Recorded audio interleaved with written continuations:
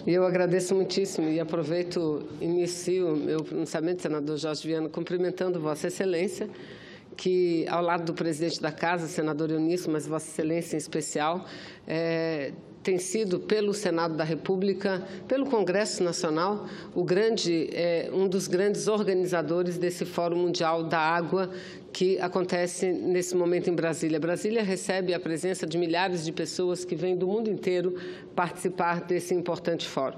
Mas, senhor presidente, senhores senadores, senadora Regina, eu quero dizer que é com muita alegria que, neste momento, eu ocupo a tribuna, diante de tantas notícias ruins e, lamentavelmente, antes do encerramento do meu pronunciamento, eu terei que falar sobre essas questões negativas, mas, num primeiro momento, digo que é com muita alegria que eu venho à tribuna para falar sobre uma decisão recente do Supremo Tribunal Federal, salvo engano, uma decisão tomada no último dia 15, quinta-feira, quando do julgamento da ação direta de inconstitucionalidade promovida pelo Ministério Público Federal em relação ao artigo 9º da Lei 13.165 de 2015, que é a lei que trata da mini-reforma eleitoral.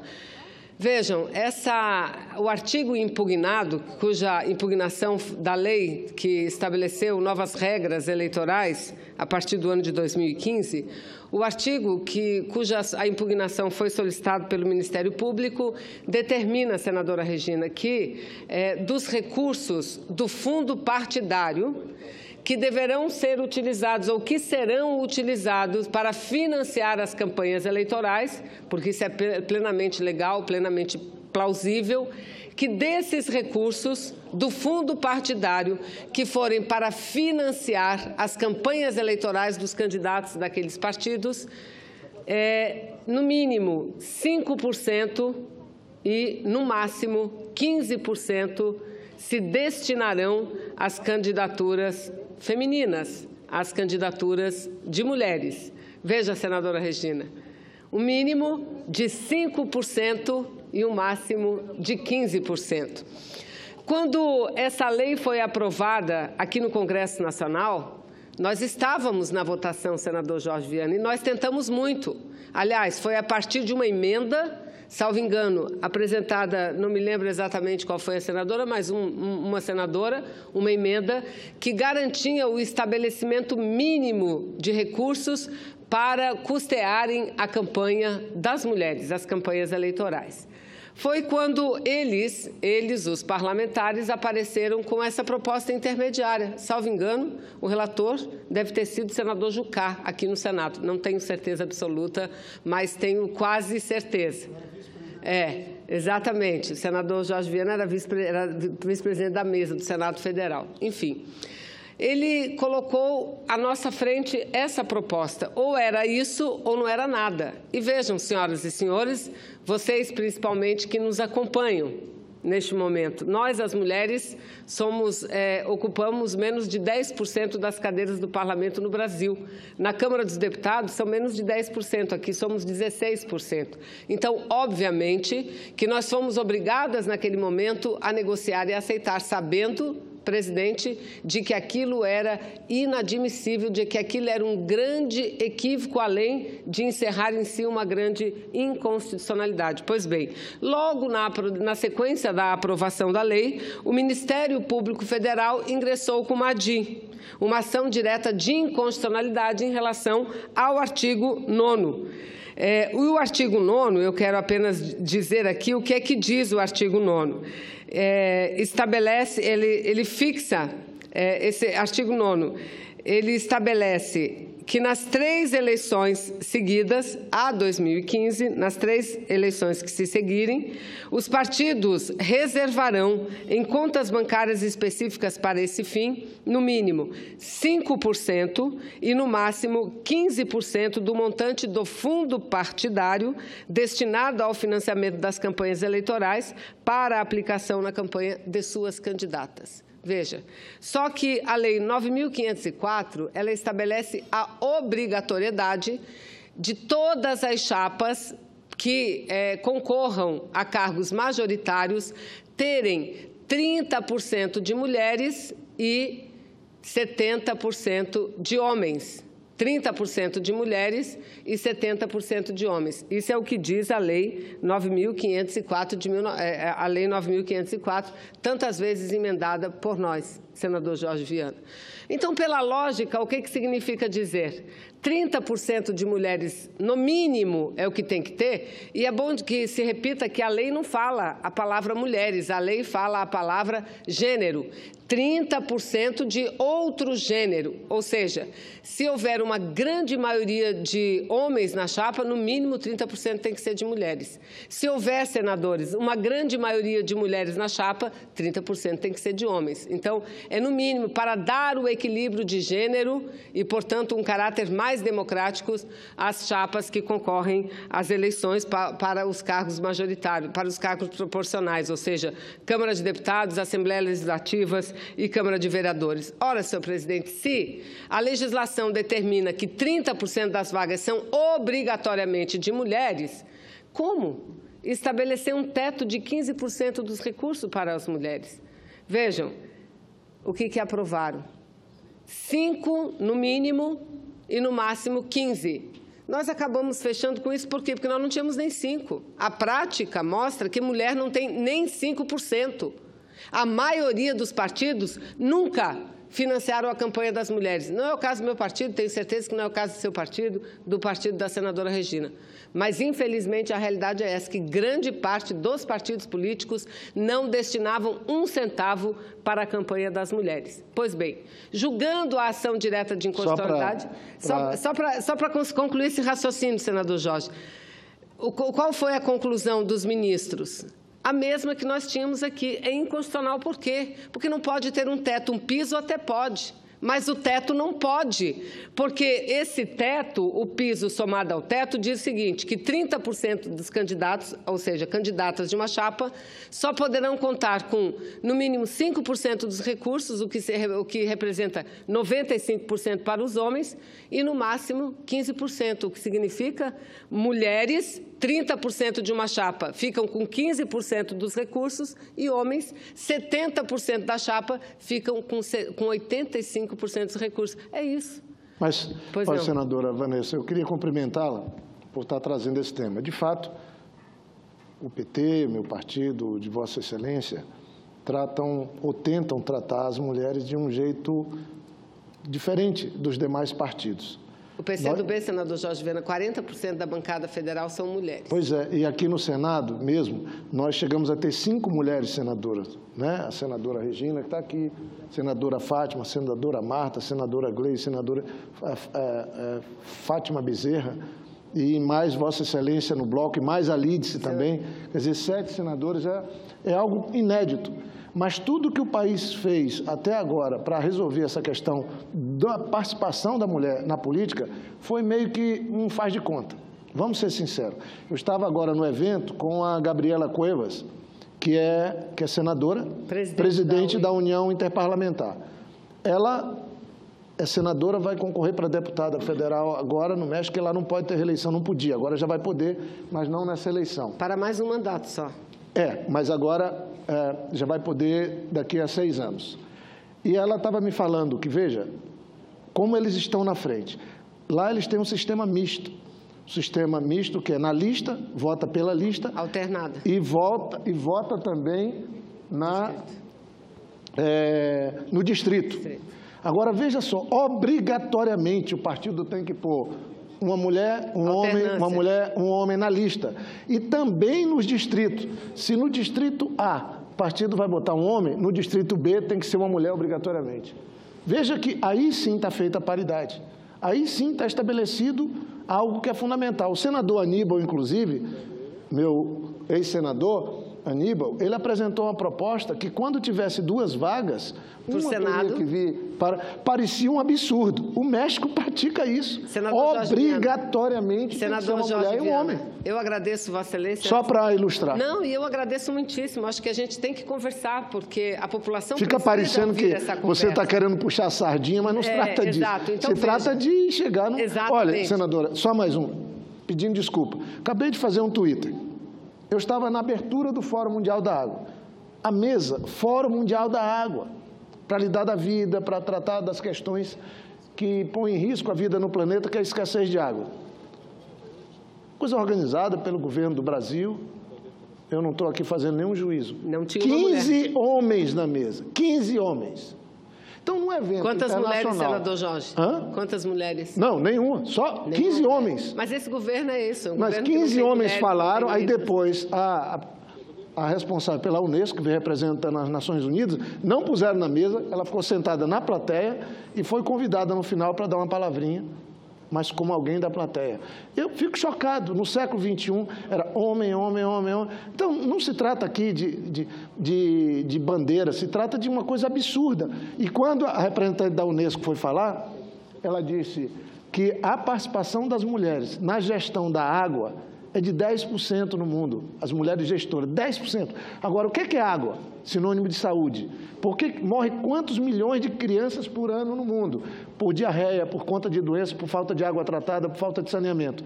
Ora, se a gente põe só os homens, não estou aqui, mas com a insensibilidade terrível para lidar com um tema que é sinônimo de vida, nós vamos contar os mortos. Senador. Então, a política está tudo intrincado, essa questão, e acabei de ver no Itamaraty, estava lá a manhã inteira na abertura oficial do Fórum Mundial da Água, e vi essa cena terrível. Tirei a fotografia, eu mesmo botei no meu Twitter, falando, isso não é cena do século XXI.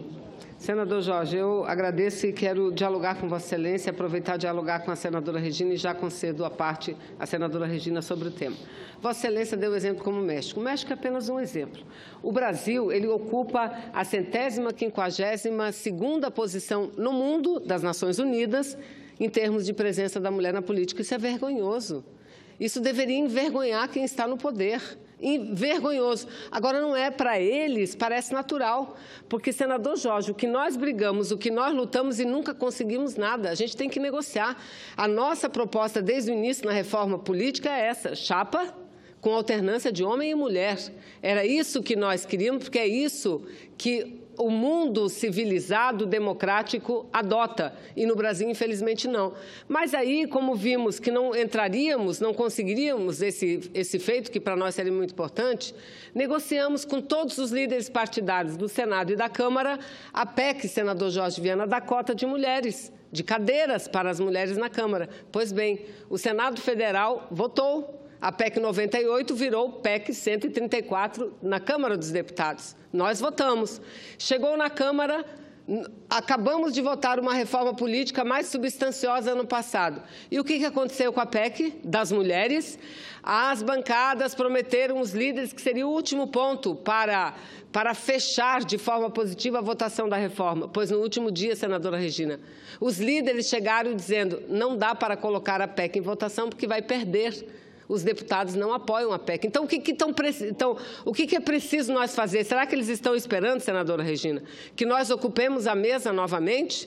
Porque parece que só assim nós somos vistas, só assim nós somos visibilizadas. Ou então, uma ação da Justiça Federal, que declarou não apenas inconstitucional, mas declarou, senador Jorge Viana, que o piso para os recursos para financiar, do fundo partidário, para financiar a campanha de mulher, é de 30%, ou seja, proporcional ao percentual que ela está na chapa. E isso é que é legal. E eu concedo, senadora Regina, a parte a Vossa Excelência.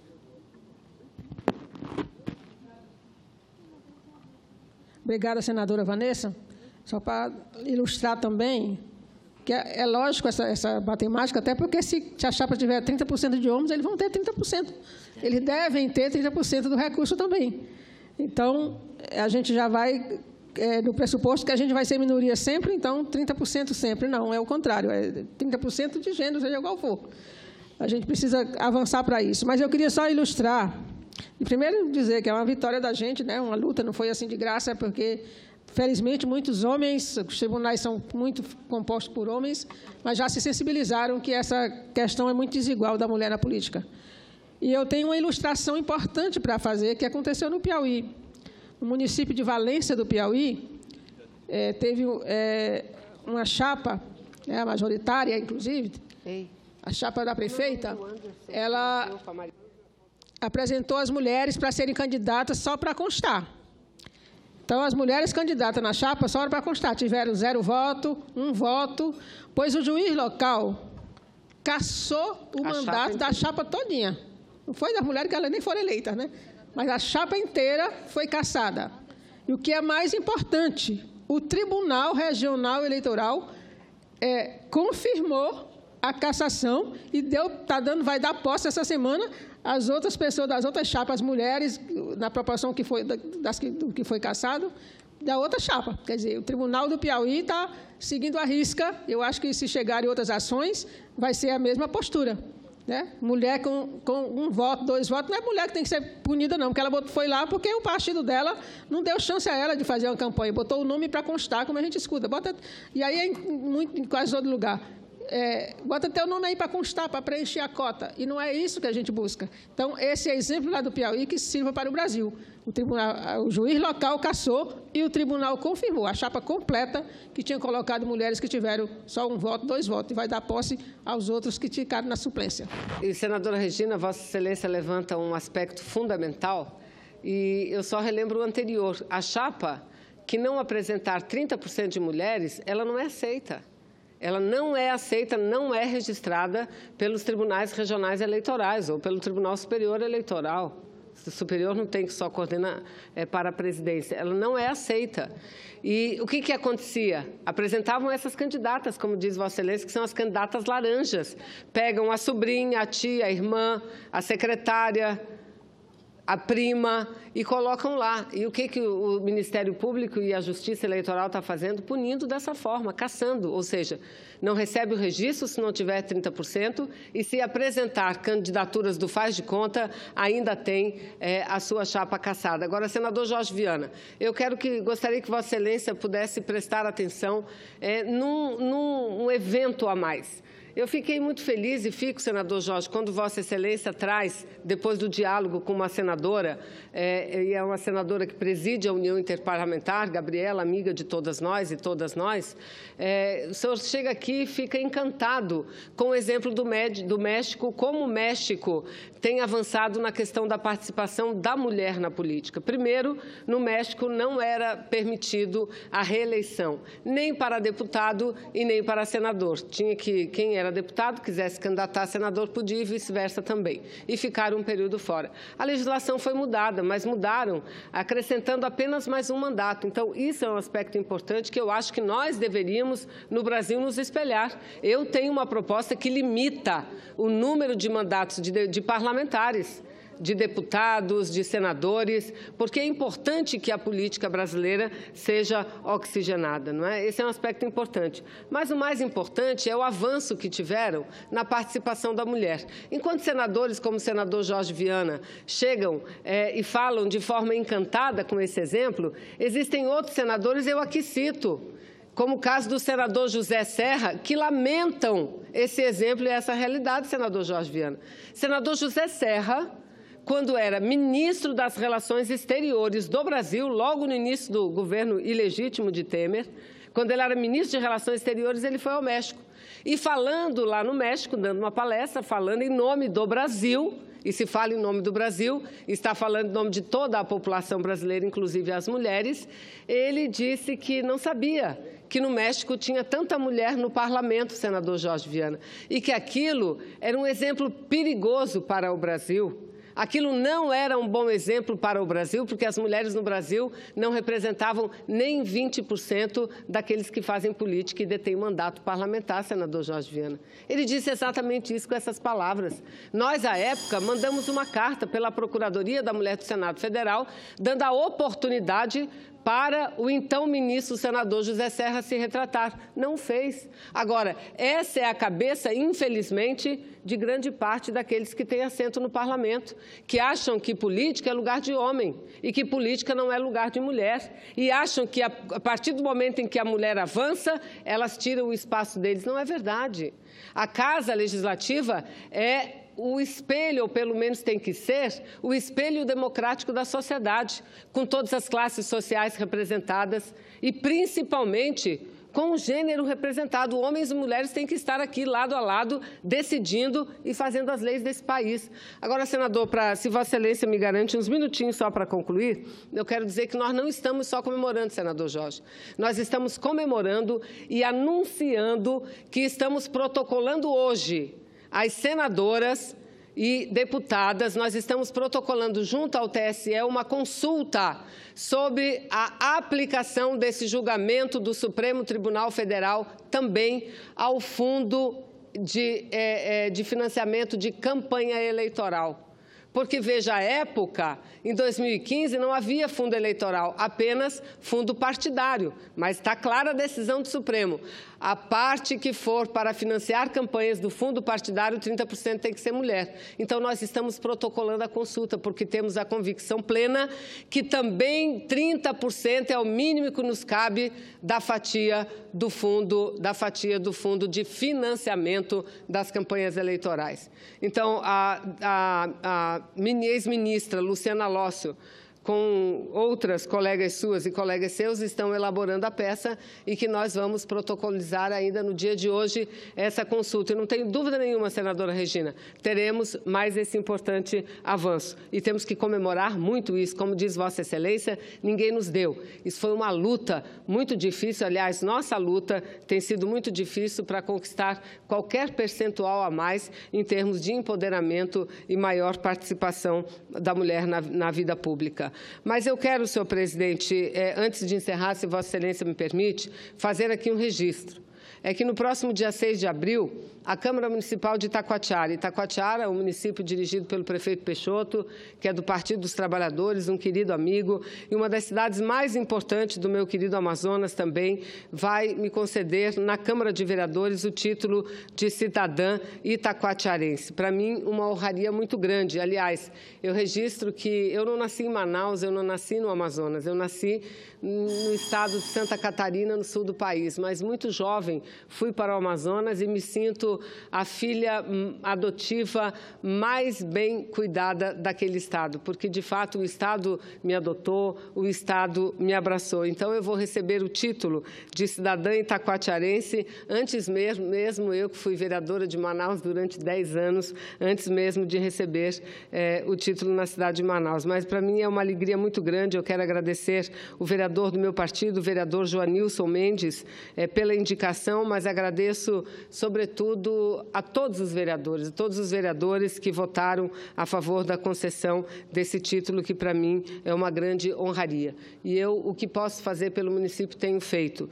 E, entre as iniciativas que eu tenho tomado, são a apresentação de emendas importantes para aquele querido município. Era o que eu tinha a dizer. Muito obrigada, presidente. Presidente, um minutinho, presidente, que eu também para a tribuna, depois da morte bárbara, brutal de Marielle Franco e de Anderson Gomes. Eu quero aqui hipotecar, já o fiz pelas redes sociais, mas formalmente da tribuna desse Senado, não apenas a minha solidariedade, mas hipotecar a minha participação efetiva na luta do combate à violência, na luta para que se desvende imediatamente o crime e se identifiquem os criminosos, que, pelo que tudo indica, devam ser pessoas ligadas a qualquer milícia no estado do Rio de Janeiro. Mas Marielle, uma jovem negra, senadora Regina, que lutava pelos direitos negros, pelo direito das mulheres, dos LGBTs, ou seja, pelos direitos humanos, é assassinada? Não, ela é eliminada. E quando matam Marielle, matam um pouco de cada um de nós, de cada mulher, de cada homem militante pelos direitos humanos, militante em defesa dos direitos sociais da nossa gente. Sabemos que vivemos um momento muito difícil do nosso país. Eu digo, depois da redemocratização do Brasil, eu acho que esse é o momento mais difícil. Pisoteiam a democracia, pisoteiam a Constituição, pisoteiam as regras e pisoteiam vidas, o que é mais grave. Quando começam a pisotear vidas, como fizeram com Marielle, a lâmpada é vermelha mais do que acende. Todas elas acendem juntas e nós estamos alertas, lutando. O povo brasileiro reagiu à altura, foi à rua. Eu cheguei de viagem final daquela tarde em Manaus, vindo do Fórum Social Mundial, e fui direto para a Praça São Sebastião, em frente ao Teatro Amazonas, também participar do ato de homenagem a Marielle, de homenagem a Anderson, um ato público que disse ao Brasil e ao mundo: estamos aqui, somos Marielle e vamos continuar na luta. Muito obrigada, senhor presidente.